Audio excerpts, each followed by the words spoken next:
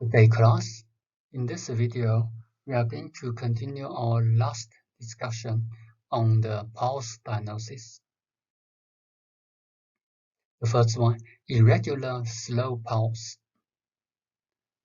Irregular slow pulse, it is actually already gave us the description, the characteristics of this pulse. Firstly, irregular, which means the rhythm is irregular. Slow, which means the speed is slow. So slow rates with an irregular intermittence. This is actually in this session, we're going to introduce the last three different pulse manifestations. 节脉, 带脉, and 触脉. So you can see from the next two slides. This is actually an advantage when you study in English. The reason is because in the Mandarin course, in the Mandarin test, if we will test you what is 节脉, what is 带脉, now you need to remember 节, 带, 触, because these three names actually didn't indicate any characteristics of the pulse. But when you study in English, the translation, we already gave you irregular slow pulse. So this pulse is irregular and slow. The flow is very slow and irregular. You can feel once here, the other one here, the third pulse here. So the rhythm between the pulse is not regular. In other books, sometimes they also translate as a naughty pulse. So we rather choose the irregular slow pulse because the naughty pulse also didn't make any sense. It can indicate the qi stagnation due to excess yin. The qi stagnation can result in blood stagnation. That's why you feel irregularly. Slow, so you can change the words here by yourself. A slow irregular pulse. And you also can see is it forceful or not. You can identify how severe. Also, you can identify the antipathogenic qi from there. This in which condition, in which medical condition patient can present with this kind of pulse. Mostly will happen in patient with the abnormal heartbeat. Regularly intermittent pulse. This pulse is regularly intermittent. You also can feel stop, but it's at a regular intervals, which means you can feel stop in between, such a 2, 2, 1 stop. So the space between the pulse is even. So that's the regular intermittent pulse. This situation we also can see in certain heart conditions. So you can learn from the Western medicine when you study the general medicine, you will understand what kinds of situation the patient can present with this kind of heartbeat. And how we understand from Chinese medicine, that's the qi deficiency, or the pain or the fear can result in these manifestations. The last one is the irregular rapid pulse. The irregular rapid pulse, similarly to the first one, irregular slow pulse. They're all irregular, so which means they have space. They stop in between. Also irregular stop. The second regular intermittent pulse, they also stop, but they stop at certain rhythm. They stop at the same pace. Irregular rapid pulse, they stop. They don't have the same. They don't have the same pace. But the difference between the first one and the irregular rapids is the rate, the speed of the pulse, slow or rapid. The irregular rapids can indicate the excess heat, can indicate the qi and blood circulation, qi and blood stagnation. Also can indicate the deficiency of the zangfu organs. So these three mostly are the can be seen in patients with the heart condition. And patients with the heart condition, especially in some severe condition, in Chinese medicine theory, can represent the severe condition of of zangfu organs. The reason is because the the heart is the most important organs in the zangfu theory. And then once the heart got problem, the prognosis may be not that well, but you also need to combine the knowledge from Western medicine. What kinds of heart conditions the patient can present with this kinds of heartbeats and how we understand from Chinese medicine theory. So the above are the common pathological pulse. There are 28 pulses that we have introduced. After these discussions, as you can see, we only use a few videos, a few periods to discuss about the manifestations. And also, as you can see from the from the descriptions, these are all characters or letters. We use the words to describe the feeling. So the gap between the descriptions and your feelings will rely on your practice. The more you practice, the better you will understand the feelings. But um, firstly, most importantly, you have to remember the descriptions. You have to remember the characteristics of each pulse. What's the difference between or among different pulses? Also, as you can see, we have reordered the pulses. The reason is we put the similar pulse together, but you need to identify the differences among them. That's the only way to help you to understand, to remember different pulse. So here I didn't write here for a chart. You can write yourself a chart. A superficial, so you write a superficial pulse here. How many superficial pulse we have? So how many superficial pulse we have? You write 1, 2, 3, such as floating pulse, surging pulse, soft pulse, scattered pulse, and then what's the manifestations? The manifestations of each other. What's in common? What's special for each of them? So this will be your own homework. And after the summary, you will have a better understanding of each pulse. So this you need to do, otherwise you need to do by yourself, otherwise you're going to confuse. You also can refer to your textbook in page 153. You can use that chat as a reference. It also help you to identify what's in common and what's the differences.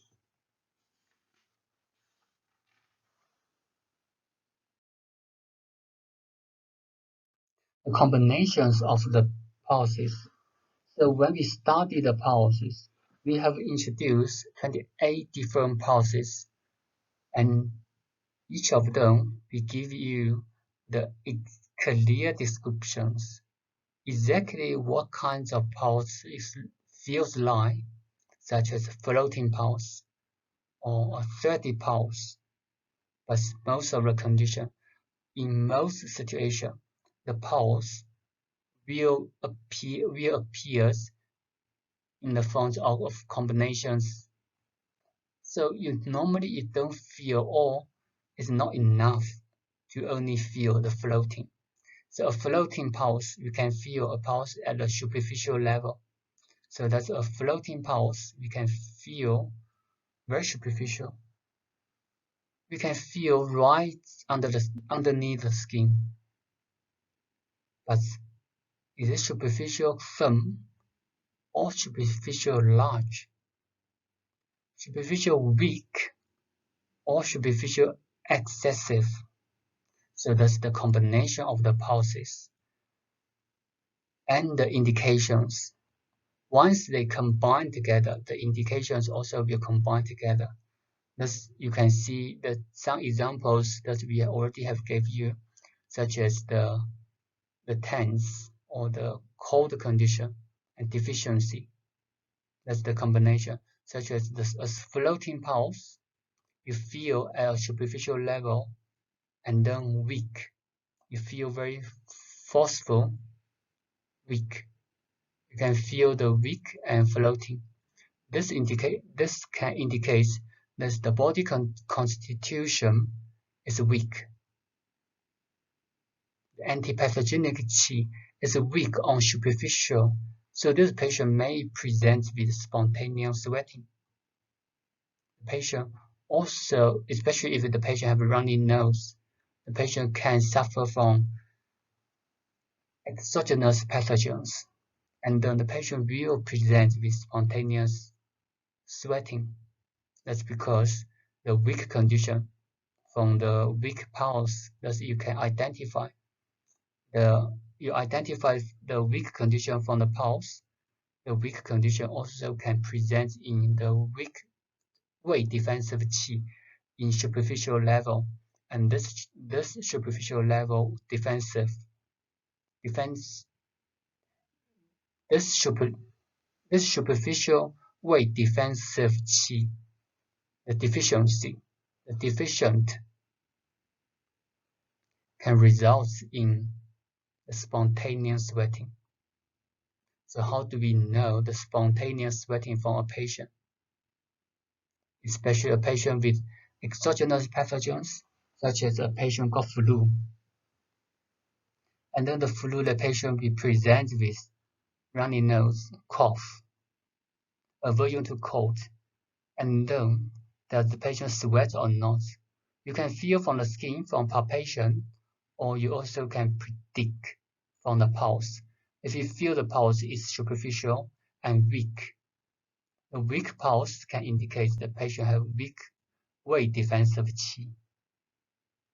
Because the floating, compared with the pulse, the floating also the superficial level of the pulse. The deep level is the interior. So the weak in superficial level can indicate the weight defensive qi, also weak in superficial level of the skin. That's why the patient may or may not present with spontaneous sweating. So the result, the conclusions from this is the conclusions from the floating pulse and a weak or a deficient pulse. That's the indications of these two. Similarly, the exogenous, the pathogens, the pathogenic qi that we have introduced in the basic theory, the wind, the heat, the flame, the dryness. Sometimes they also can combine together, and then when they combine together, the characteristics also combine together. The reason why we separate them is because we want to make it is easier for you to study, and then you can combine. So that's very important to know the combination of different pulses.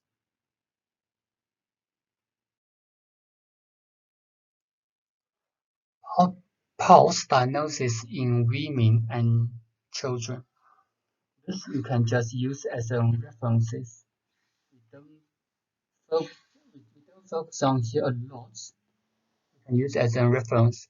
The pulse during menstruation, so that's the slippery pulse. Pulse during pregnancy, also slippery pulse.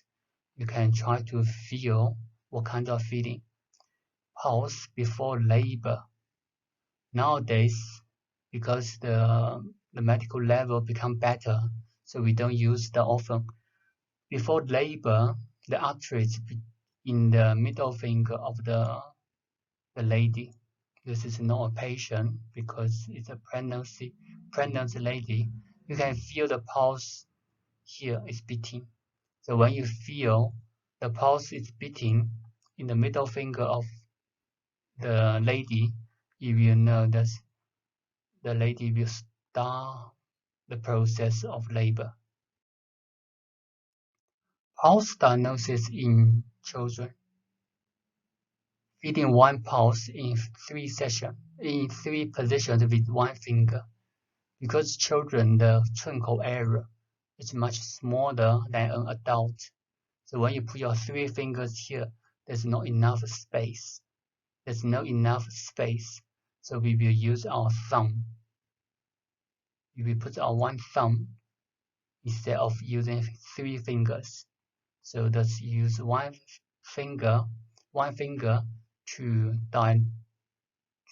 cover the 3 divisions.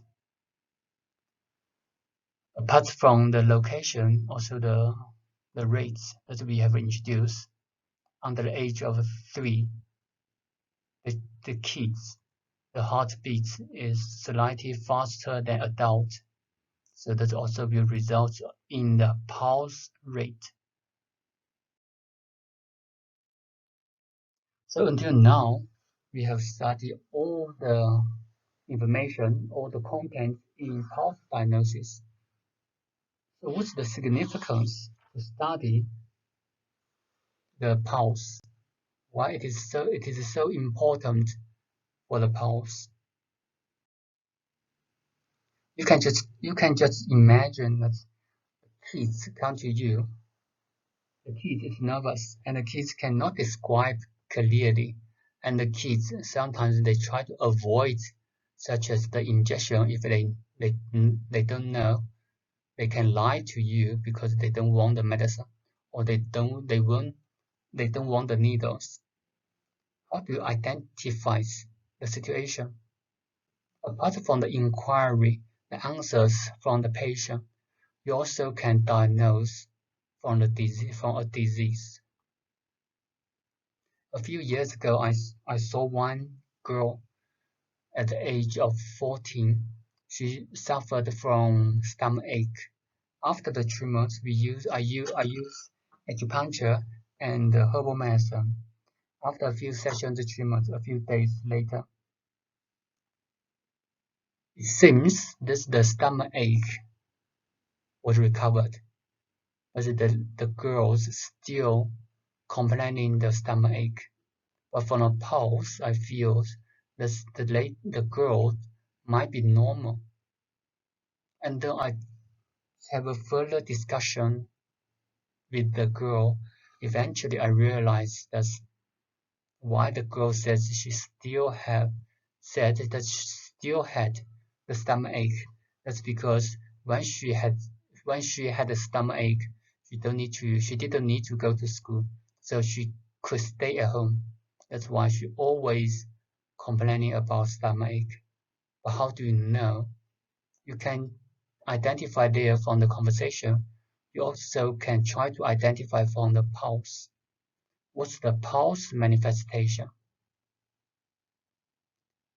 We also can use the pulse to identify the disease location. How to identify the disease locations? Firstly, from the left arm and the right arm, the left and the right, the 寸关尺 of the left and the right can indicate different organs.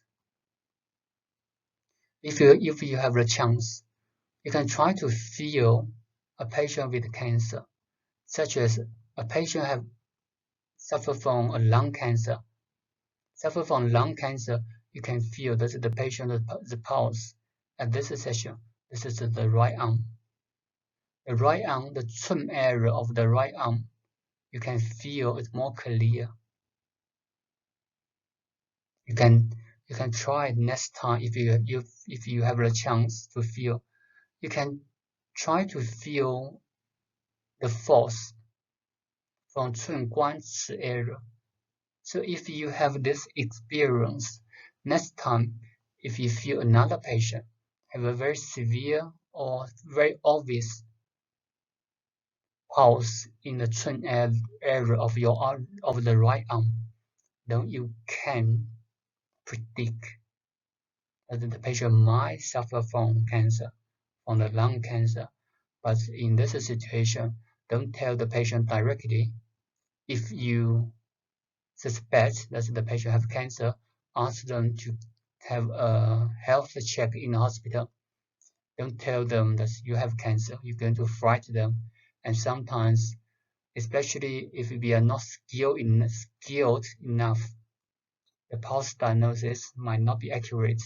So don't scare your patients. But that's how you can identify the disease location. Again, from the left and right arms, from 寸关尺 area. You also can identify upper jaw, middle jaw, and lower jaw. That's also another disease location. From the pulse diagnosis, we also can evaluate the disease nature. How to evaluate the disease nature? That's from such as a slow pulse or a racing pulse. That it can indicate coldness or heat. From an excess pulse and deficient pulse, we also can indicate the excessive or deficiency. From the pulse, we also can identify some of the etiology and pathogenesis, such as the Soju pulse.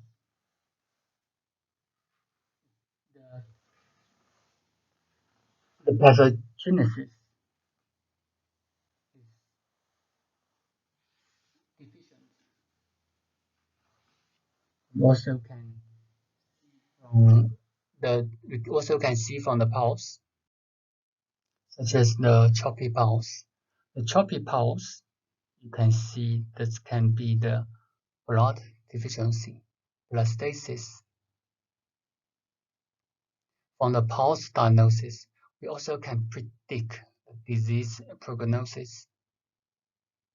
So how to predict the disease prognosis? If in a very weak patient or a patient with chronic diseases, their pulse supposed to be weak.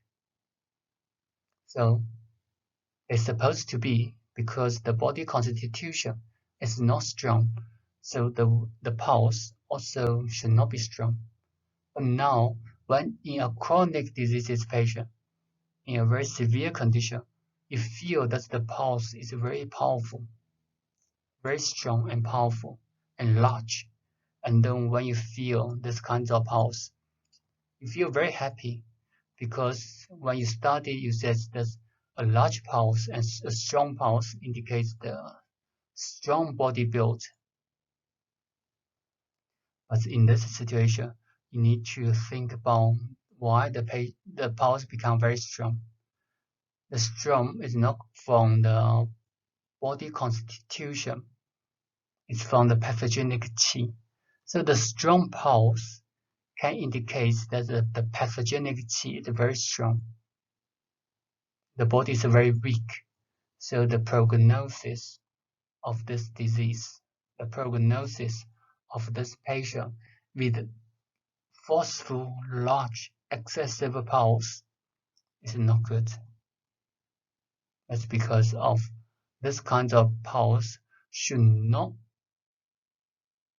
appear in this patient.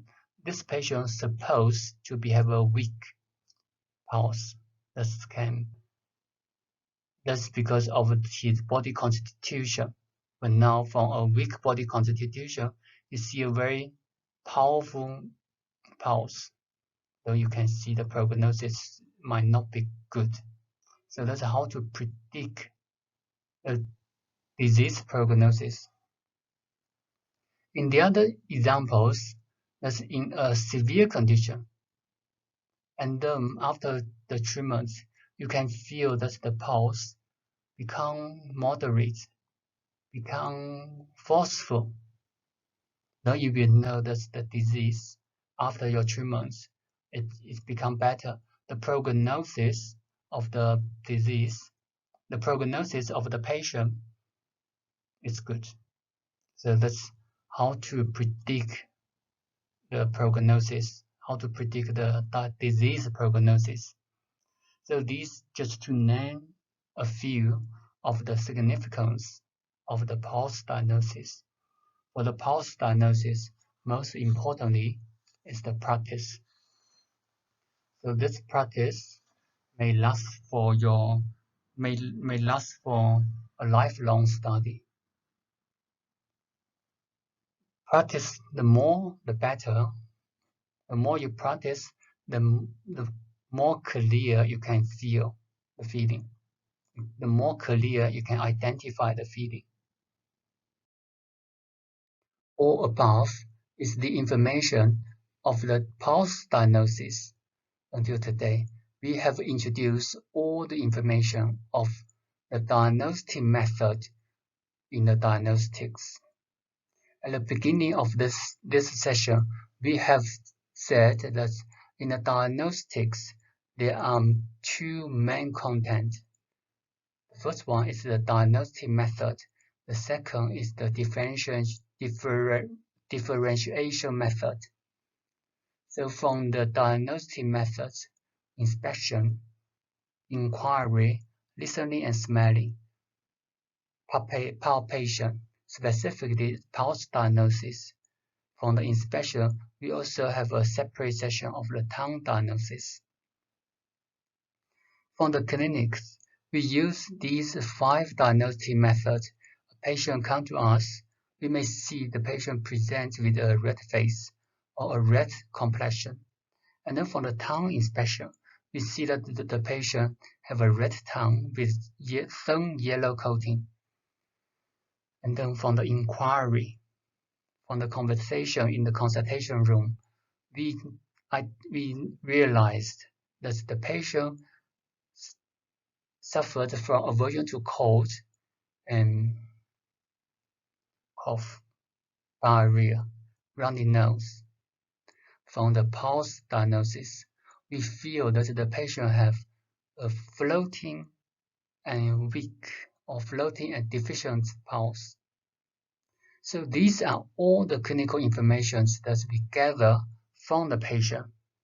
And then we're going to use the theory from the basic theory to analyze these symptoms and then summarize to a conclusion.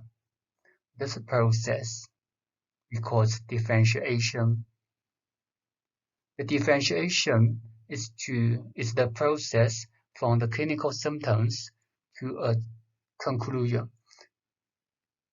either in record patterns or symptoms, such as the one we have mentioned, excess syndrome, deficient syndrome, or excess pattern, deficient pattern. What does this mean? As we're going to study from the next video. Also, from the example here, you might already realize that when I talk about the pulse manifestation, I said that the patient presents with a floating excess or floating deficient pulse. The reason is excess and deficient pulse is not enough for the clinical diagnosis. We need to know where, in the superficial level or in a deep level, in Chun area or in Guan area. That's why we need a combination of different pulse manifestations that's very commonly used in our daily practice, such as floating SS or floating wiry. So it can be any kind of combination as long according to your feelings. So for this session, for all diagnostic methods, all what you need to do is to practice. The more you practice, the better you will be. And then from the next video, we're going to focus on the differentiation methods. We're going to study how to analyze all these clinical symptoms and when different clinical manifestations, when they put together, what do they mean in the clinic. Thank you for your attention.